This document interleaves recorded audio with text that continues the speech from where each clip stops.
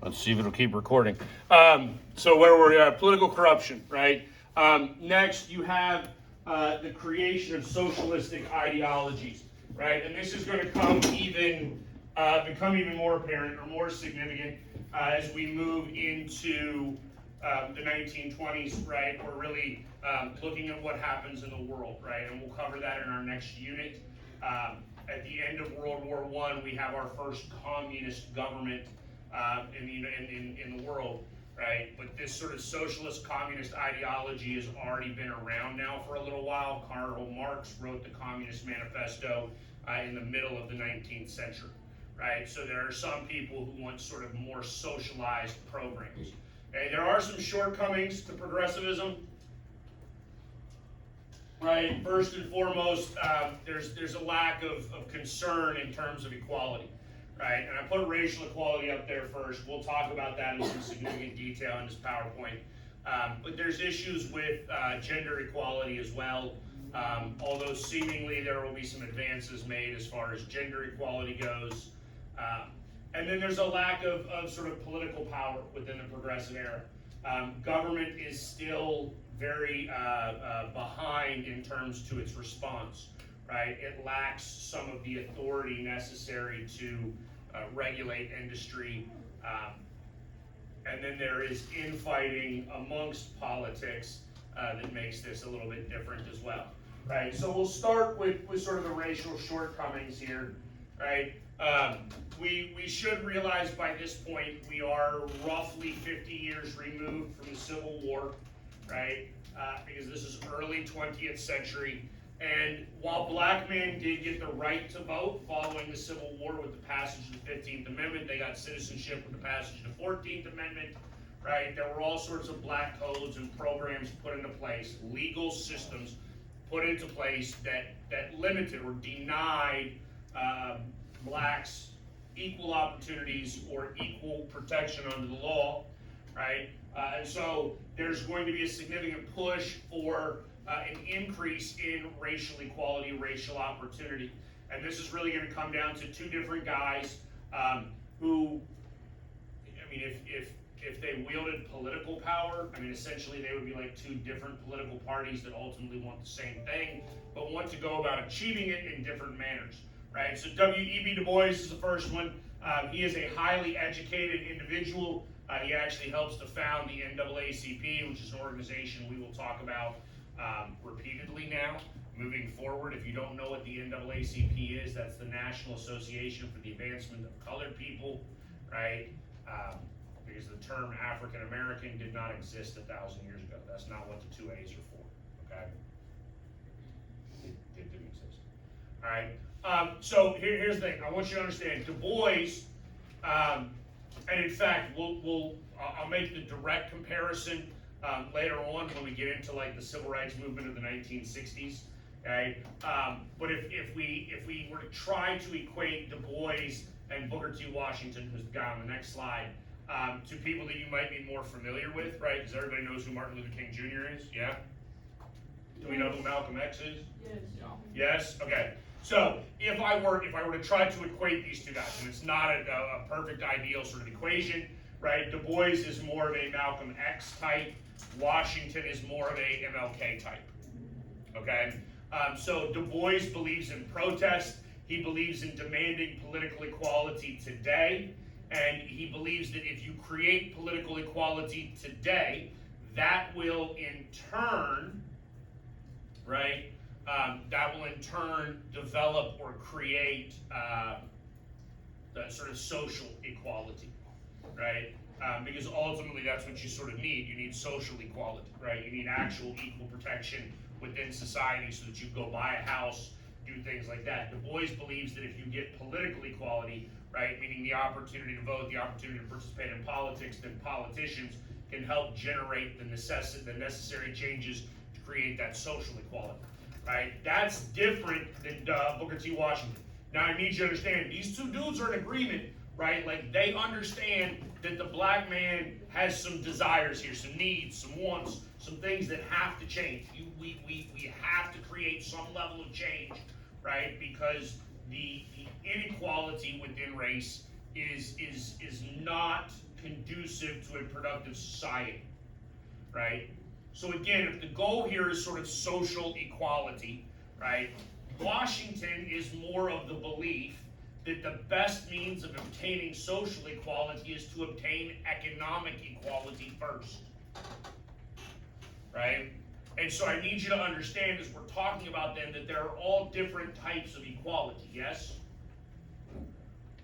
Right? And so if, I mean, again, this is really a conversation for next year in government, but if you look at equality today, right? Like, do we have political equality in the United States today? No? We got one no, one yes. Does everybody get to vote? I mean, everybody that wants to. Okay, adults, right, over the age of 18. Okay, there's some level of political equality. Now, we can get into things like felony voter disenfranchisement, which we'll talk about next year, and then you'll begin to see that, like, oh, maybe it's not even complete political equality like we thought it was, right? What about economic equality? Not really, although that's incredibly complex, and we might talk about it at some point, right? What about social equality? No. Well, so here's the thing, social equality would be the concept of, in fact, for the civil rights movement, social equality would be the idea of like being able to go, if you're a black man, being able to go and sit down in a restaurant in Atlanta, Georgia, and be served in 1960. Could you do that? Oh, yeah. No. I mean, you can't today, right? In 1960, you couldn't, right? So that's sort of the idea of social equality. It's just the idea that minorities, and again, we're specifically talking about black people at this point, right? Because that's our largest racial minority in the United States. But the idea here for social equality is simply that black people can exist in public spaces, right? So Washington's belief is that if we want black people to be able to exist in public spaces the same as white folk, right, then we need to create economic equality, okay? Because here's the thing, right? Can your neighbor really belittle you if your house is just as nice as theirs and your car is just as nice as theirs, right? And you have the same clothes and the same, like, I mean, not really. They can think they're better than you, but they're not, right? Any observer from the outside is gonna be like, those two people are the same, right? That's Washington's idea, right? Is that if we create economic equality, if we bring black people up economically, right, that's going to help create social equality. Du Bois, on the other hand, is a political equality first person who thinks that the politics and the law are what can create social equality. That's why Du Bois is going to found the NAACP, which works through the legal system. Again, we'll cover this as we move forward.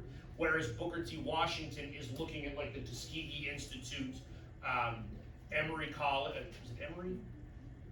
Basically, Booker T. Washington is sort of the founding father of HBCUs. Do we know what that is? Yeah.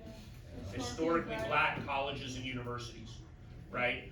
So this guy, because that's just so you understand, education is how you get economic equality, right? By having actual marketable skills that people will pay you for. And so that's what sort of Washington wants. Right? Now, and then we got Ida B. Wells, and I didn't know where to put Ida B. Wells in this PowerPoint, because Ida B. Wells is absolutely fighting for racial equality and racial justice and providing some of the issues of the rights, providing light to some of the issues that are involved in racial problems of this period. But she's also what we call a muckraking journalist, and that's a vocabulary term that'll show up here later in the PowerPoint, so I didn't really know where to put her, right? Ida B. Wells is a writer, she is a journalist, right? That's what the muckrakers were, writing about lynching specifically, and about terroristic tactics utilized by the KKK in the South in order to, what's the right word here? Scare, I mean, that's really what terrorism is. Do you actually understand the definition of terrorism? I mean, it's the use of tactics intending to incite fear or terror in order to dictate your behavior, right? And that's the real definition of terrorism, right? Like, I need you to realize the terrorists have won already, because when you go through the airport now, like, you get molested because you're scared. Right? Just saying. What do you mean what? You haven't flown? Well, I mean, your option is either to go through the cancer machine or get molested. Those are your two options when you fly. Yeah, you know, X-rays cause cancer, right? Seriously? Yeah. It's X-rays are radiation. I mean, now look, guys, if you haven't figured me out by now, I'm very hyperbolic, right? Like, I need you to realize you would have to stand in that machine day after day after day after day for a long time to expedite the case. I mean, you could fly 6, 7, 10 times a year, and that's not gonna matter, right? I mean, if y'all are unaware, there's literally radiation hitting you right now. Yeah. Oh, it's not. Right, in very, very small amounts, right? So I'm being very hyperbolic, but do we know what hyperbolic means?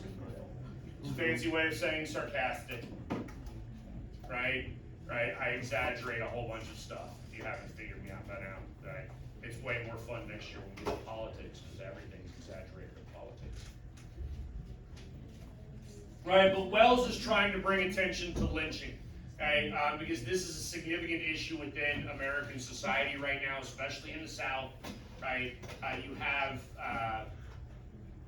predominantly young black men who are lynched. Very few, proportionally few women, right? It's predominantly young black men that are lynched, which is simply hanging them. Although it's actually way more brutal and gruesome than that. I don't really want to get into all of the gory details because it just bothers me. I don't like it. But it is absolutely terroristic by nature. I need you to understand that. Okay? It's aimed at trying to dictate behavior among Southern blacks so that they live subservient lifestyles to whites. So this brings us to sort of muckraking journalism, right? And there's a whole bunch of different ones here, right? So this is really just more of an introductory slide. I'm going to go into these different people here in a little bit more detail, right? But I mean, we have Reese, we have Ida Tarbell. I love this too, right? Ida B. Wells, Ida Tarbell. 2 Idas. I didn't know that Ida was that common a name. What word? Muckraking. So do we know what muck is?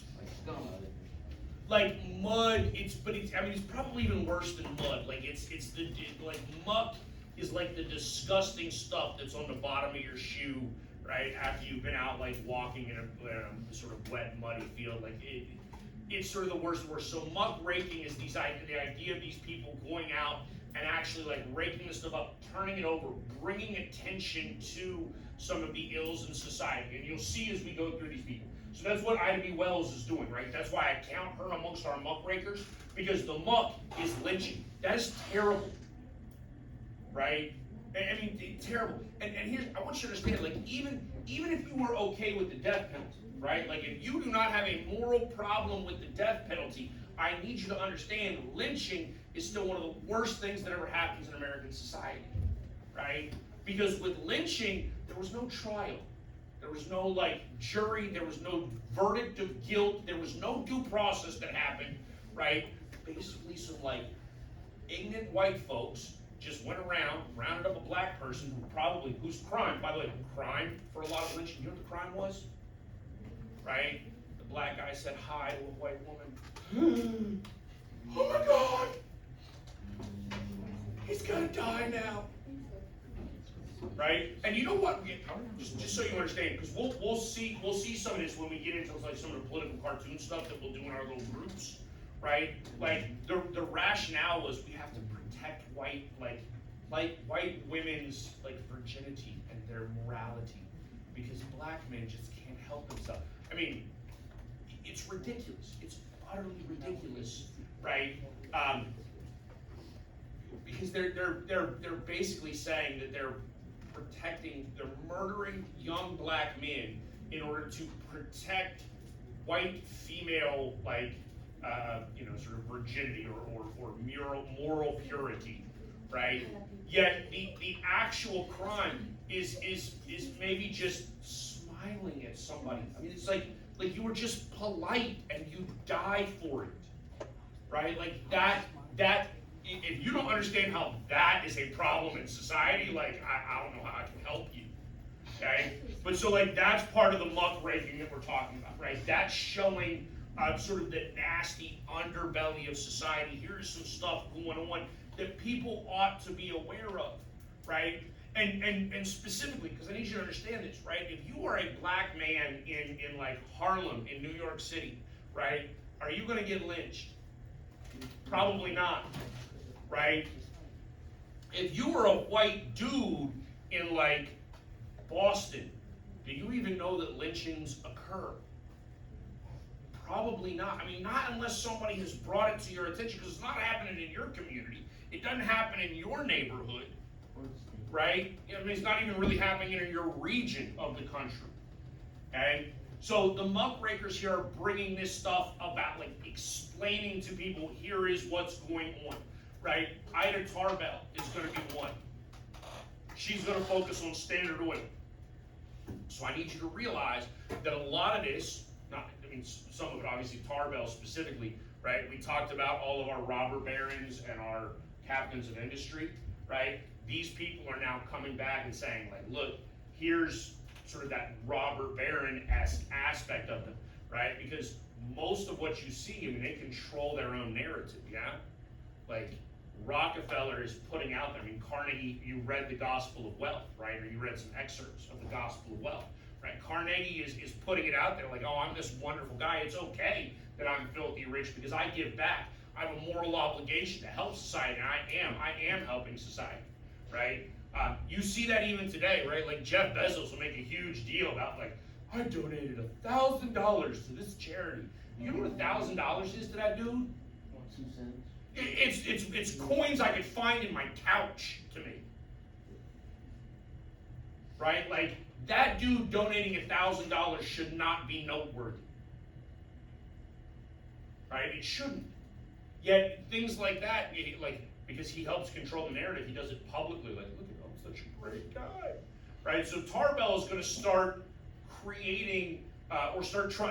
Begin to bring light to some of the negative aspects of Standard Oil, right? The ruthless business tactics, the fact that he's created a monopoly, right? The fact that monopolies, by definition, have unfair advantages against other businesses that are trying to break in. Because if I control, and by the way, the textbook definition of a monopoly is where one producer, right, one business, one company, has 75% or more of a market share, right? That's the definition of a monopoly. If I have that much of a market share, right, I can undercut everybody else. The larger my business grows, right, the more efficient it becomes. Therefore, I can decrease prices. I can come in slightly under all of my competition. I have more money to advertise with. I have more money to try to paint my competition in a negative light. Excuse me. Okay? And then what I can do is once I have eliminated my competition, what am I going to do to prices? I'm going to jack them right back up. Right? Because now you don't have an alternative. Right? So Ida Tarbell's muckraking is actually going to lead to the creation of what is first the Sherman Antitrust Act. Trust is just a fancy word for monopoly, right? So like if you're actually taking notes, write down trust equals monopoly, because those words will be interchangeable on your test, right? Lincoln Steffens, right? And McClure's Magazine is one of these entities that's going to be providing a platform for these muckrakers, right? Lincoln Steffens works through McClure's, but actually publishes a book called The Shame of Cities, right? Talking about political corruption within local politics and local political machines, right? And so I've explained this to kids for a long time. This is the easiest way I can do this, right? When I was in college, I worked at a bar in a college town, right?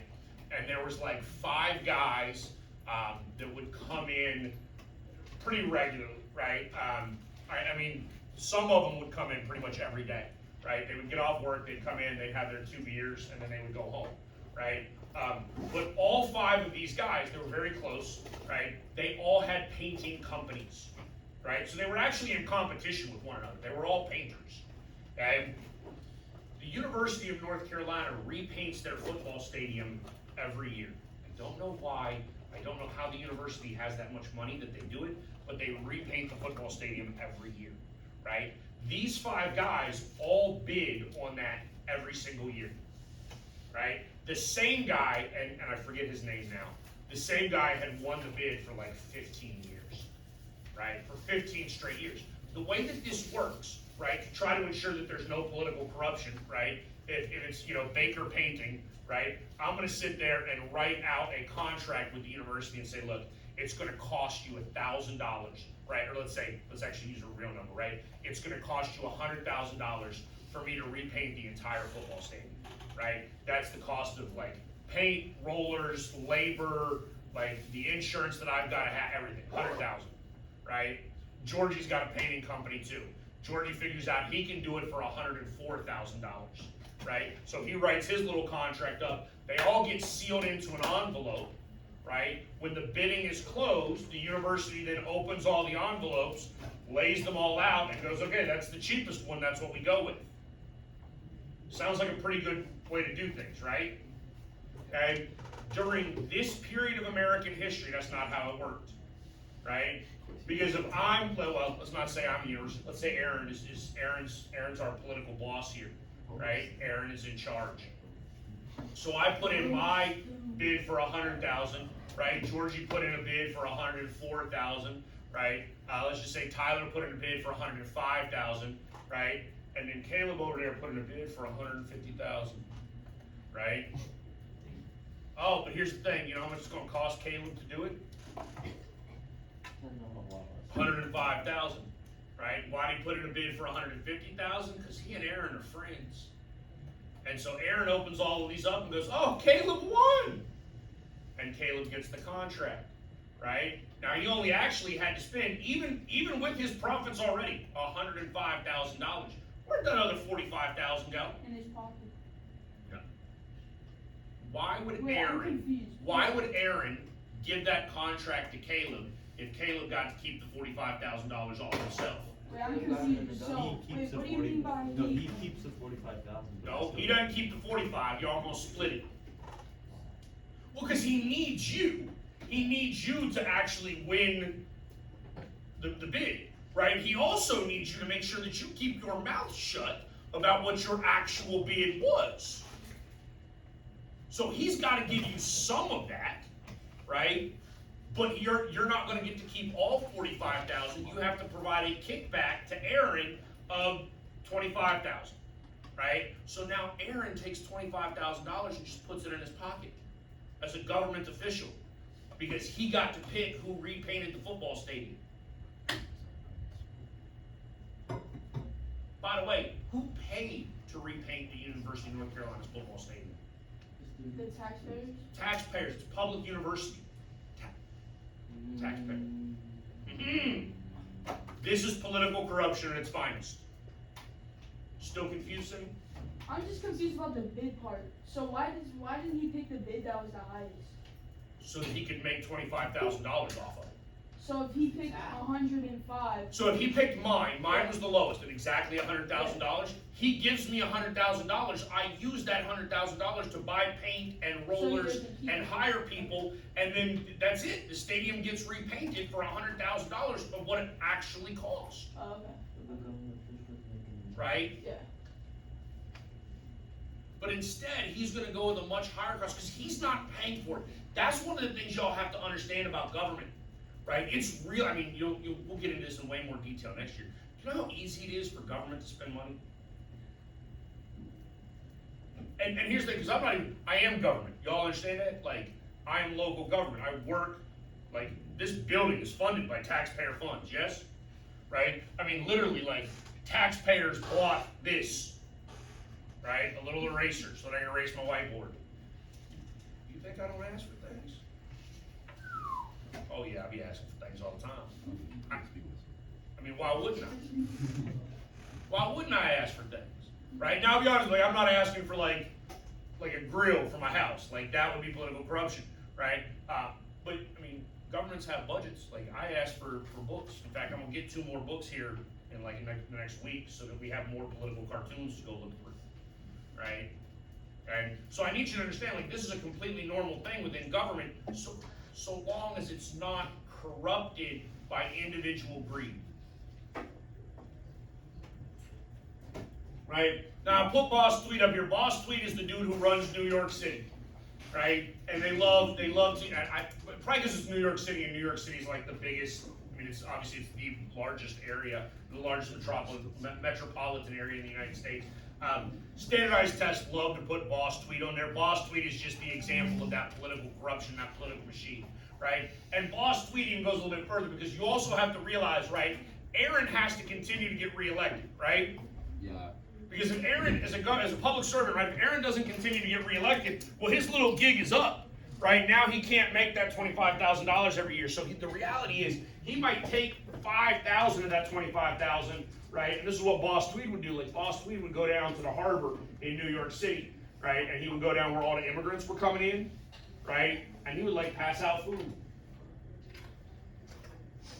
Right? Now, if you're an immigrant and then you register to vote in the United States, you gonna vote for the guy that helped you out when you got here? Of course you are. Right? That's the concept of that machine, right? There's all these different gears that keep turning in order to maintain the status quo and enrich politicians at the expense of the actual people. Okay? Robert Lafayette is simply the Wisconsin governor, so I need you to realize that this is happening on all sorts of levels, right? Because we're going to talk about some political scandals at the national level, state level, local level, like Boss Tweed in New York City, right? That brings us to a dude named Jacob Riis. Riis is my favorite of all the muckrakers, right? One, because Riis doesn't write anything. You don't have to read a book. You just have to flip through some pictures, right? Riis is going to utilize what is not, it's not new technology. I don't think we talked about this in December. We probably should have, right? The Civil War is a significant war in terms of world history, because the Civil War, the American Civil War, is one of the first wars that is documented via photograph. Okay? The United States-Vietnam War will be one of the more important global wars because it's the first one that's televised, right? It's actually put on TV so that people can watch it live, right? So photographs are they already exist. What, are you confused? Don't worry, we'll get there when we get to Vietnam. But yeah, you can watch the war live. So you said like cameramen out there just like Yeah. running with them? No, I mean, here's the thing, it's not actually live, but like you have cameramen like with video cameras that are actually recording what's going on, and then that goes back to the States and you can watch the actual war. So like, wow. Because it's news. It's like disturbing. A lot of news is disturbing. Now, here's the thing. I'm gonna be honest with you. A lot of the reality is you should probably ought to be disturbed more frequently in life. Okay? Because if you are not disturbed, you're not growing. You're not learning. You're not investigating unpleasant truths. Okay? So Riis is going to utilize the camera, right? Rather than writing about all this, he's going to document it all with pictures. He goes into New York City tenement housing, right? And I actually put up here dumbbell tenement housing. Sometimes it's just referred to as tenement. Sometimes it's referred to as dumbbell tenement, right? Do we know what a dumbbell is? Right, like the little thing that you do like curls with. So basically, if you were to look, this is sort of a dumbbell, right? Like you've got the narrow middle, and then that's why they call it a dumbbell tenement, right? Yeah, that's where the name comes from, right? But this is an actual photograph of Riis's. Like this is what people lived like, right? So if you're over here on the right side, I mean, you have a parlor, which is basically a like kitchen, whatever, right? You have a small living room, and then you have some sort of bedroom. And I need you to realize that that might be for a family of like 6, 7, 8. Okay. By the way, where's the bathroom? The windows. Anybody know what WC stands for? White closet. Water closet, that's a toilet. Okay, now, where is that bathroom? In the public hall. It's not even in your own, yeah, I know, look at you, you're like, oh no. What? It's a public. Okay, look, now I will say, there's at least one nice thing about this, right? At least one nice thing, because this is New York City, right? Y'all realize it get real cold in New York City in the wintertime, yeah? Right? So now, like if you've gotta go, like you wake up in the morning and it's like 10 degrees outside and you gotta go use the, you gotta go relieve yourself, right? At least when you sit down, the seat will be warm because somebody just got off of it. No. Yeah, no, it's not really, I'm joking, that's probably not a good thing. Okay? Do we know what squalor is? I mean, that's just sort of a fancy vocabulary word for like disgusting, poor conditions, right? And I need you to realize, like, I'm not saying that these people are disgusting, I'm just saying that this is the best that they can afford. They don't have anything nice that they can live in, right? This brings us to Upton Sinclair, another muckraker. Sinclair is another one of my favorites. This dude actually goes undercover. This is like some of the beginning of undercover journalism, right? Yeah, this dude goes and gets a job in a meat packing plant in Chicago, right? Because he wants to know what's going on with the meat packing plants. We've talked about all this, right? Like the cattle drive comes up from Texas, right? They go to like Abilene, Kansas or whatever. They get put on a train. The train takes the cattle to Chicago, right? They get offloaded in Chicago. They get put into the slaughterhouse, right? Walk through there like hacked up, chopped up, all that stuff, right? And if you've never been in like a slaughterhouse, like a massive butcher shop, right? Like they have like the big old band saws, right? Like saws that are mechanized, that are, I mean, like the blade, like there's that much of the blade, because you got to get like hindquarters of the cattle through there, right? And we've already talked about working conditions at least a little bit. What are our working conditions like? They're good. What about safety? Not Not good. Oh yeah, there's rats on that PowerPoint for a reason. Oh, Upton Sinclair went in there, rats just running around everywhere.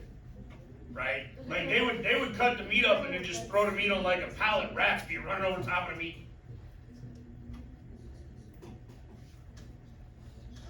Oh, look, I'm gonna be honest, because I was in the Marine Corps, like I could probably eat a rat burger. I don't think it would really bother me. I mean, I'm just saying. Okay? Like if it was eat a rat or starve, like I'm gonna eat a rat, I don't have a problem with that. Here's where it gets even a little worse. Right? You've got people working like ridiculously long shifts, right? Because we don't have any labor protections yet, right? What happens if you work like a 14-hour shift in a meat packing plant? Like, what do you think happens by hour like 12, 13, 14? You're tired, right? You're tired and you're doing the same thing over and over again. So guess what happens? You make mistakes. All of a sudden, there goes your finger. Right? Like, whoop! Oh, there went your finger. More protein. Right on down the conveyor belt, ground up into the ground beef. Right? So now your little 4th of July barbecue, you having a Johnny burger. That's where I draw the line. I'm out on the cannibalism. Right? But here's the thing, all of you go to the supermarket today, right? You want to go buy a hamburger, right, for your little 4th of July barbecue this summer, right? When you go to H-E-B and you buy a hamburger, how do you know that it's cattle? You know, Yes, you do. You should have some faith in that. That it's at least 99% cattle. it says on the package.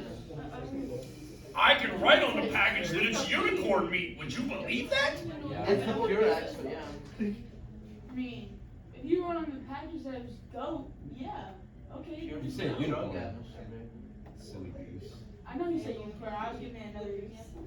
But what I'm saying is, if I wrote that it was unicorn, you would not believe me, right? Okay. What if I wrote that it was dog? Probably believe you. You'd believe me? Yeah. Would you buy that? Would you eat a dog? No. No. Okay, but like I could go into like inner cities and find stray dogs and just round them up and then take them down there and ground them up and then slap hamburger on there, ground beef. You gonna buy it? Yeah. So now you gonna eat dog. Well, that's my thing. Like, that's why if it says beef on the package, you never know. Okay, but should you be able to be relatively secure in that knowledge that Oh, what yeah. you're buying is what you actually think you're buying? Yeah. Yeah, out of this comes governmental response, like the Meat Inspection Act. Like if you actually go, the next time you go to the supermarket with your parents, right? Go look sometime, like go through the meat section and go look at some of that packaging, right? Because it'll say like USDA grade A beef. Oh, Huntsville doesn't have USDA. Don't you buy no grade C beef? Hey, listen, this free advice from me to you, right? Y'all know that if you go to any restaurant, any like fast food place, whatever, you know there's like a little grade on the door, right? You know what I'm talking about? Like it has to be posted somewhere. Like they get an A, a B, a C. I'm gonna tell you right now. Walk into any place and you don't see an A, you need to turn around and walk away. Walk away. Rat feces in the ground.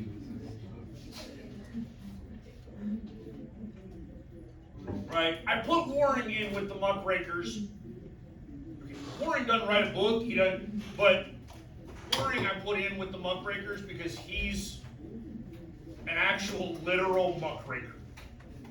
Right? Literal muckraker.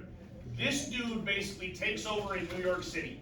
Right? He gets hired out by New York City in order to help clean up the town. And I think we talked about this yesterday with the Gilded Age, right? And the dumping of the poop out of the window and like horses just walking around pooping everywhere. You don't want to walk on poop, right? Although you do understand that if you walk through like any major city today, because they've done this, they've tested the bottom of people's soles, their shoes, right? There is human fecal material on the bottom of your shoes. Trace amounts, but it's there. Listen, this dude is gonna clean up New York City drastically. And I think this is so fascinating. I think this is genius on this dude's part, right? Because here's the thing, right? Like, you ever heard the expression like, "Don't pee on me and tell me it's raining"? What? No, y'all don't have no expressions in your generation no more. You just have little LOLs. Listen to me, like the whole concept. How do you know what you're buying is beef, right? I could lie to you easily, couldn't I? This dude could lie easily and be like, "I cleaned up New York. It's clean now," right? Would you know if it was or not? I mean, would you? Because you don't really know how it Here's, works before. but here's the great thing. This dude puts all his workers in stark white uniforms. But they're cleaning up too. Why? Because now, if they can stay clean in the white uniforms, what should that tell you? It's clean. It's actually clean, man. Oh, that's It's smart. actually clean. Right? Like now you are not, think about it, right? If you've ever had to walk a lot, right? Like back when I was in the Marine Corps, you know, you go like on a march in the middle of like a rainstorm, right? And I don't know if you realize this, but as you're like trudging through puddles and whatnot, water will actually begin to like migrate up you like all the way up to your knee. Like you didn't step into a puddle up to your knee, right? But by the time you're done, your pants all the way up to your knee is wet. Yes? Again, same concept. So if they're like even if just the cuff of those pants start getting wet and dirty, it's gonna move on up. Right? So the fact that they're wearing white helps them immensely. Okay? And then I think, yeah, we'll get through Thomas Nass, because I got 2 minutes, and then we'll stop. This is really our last muckraker. Again, another sort of personal favorite of mine, because this is our political cartoonist. Okay? In fact, a lot of these cartoons that we're going to deal with, this is the guy who is drawing them in order to show some problems, right? Whether that's governmental corruption, and that's the one that you're sort of looking at here. That's Tammany. So I don't know if you can read this, right? This says Tammany, right? Tammany Hall is where Boss Tweed is presiding, right? And obviously we have Boss Tweed looking like a king here, don't we? Are we supposed to have kings in America? No. No, right? So clearly this is very negative. I'm gonna be honest with you. Some of the things that you're gonna look at from Thomas Nass are gonna look downright racist. Okay, one, when we view this, I need you to remember the time in which they were being created. But two, they're caricatures meant to show the ridiculousness of some of these things, right? He has cartoons in which black people look like bats, right? All right, so we'll stop there. Thank you. Have a good day.